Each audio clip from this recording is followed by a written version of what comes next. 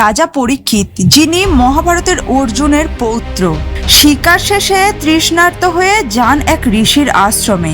ঋষি ছিলেন ধ্যানে লীন, তাই পরীক্ষিত ছাড়া না পেয়ে তার গলায় দেন মৃত সাপ জড়িয়ে।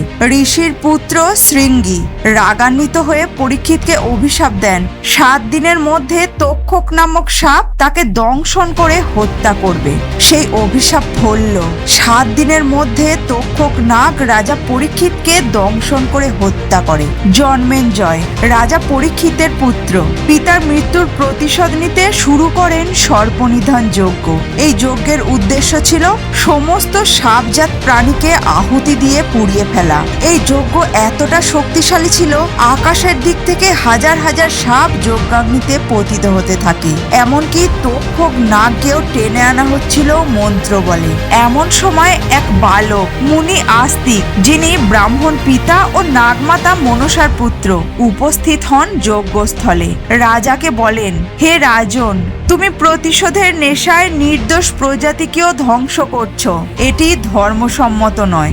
জন্মেঞ্জয় আস্তিককে বর চাওয়ার নির্দেশ দেন।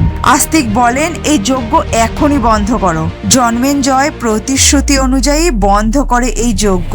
রক্ষা পায় সর্পকুল। এটি কেবল একটি প্রতিশোধের গল্প নয়, এটি ক্ষমা, বুদ্ধিবৃত্তি, মানবতা এবং ধর্মবোধের এক অমর শিক্ষা। সহিংস প্রতিশোধ নয়, ন্যায় বিচারই চূড়ান্ত পথ।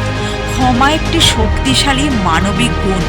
নৈতিক সিদ্ধান্তে যুক্তিবাদ ও সহানুভূতি অপরিহার্য।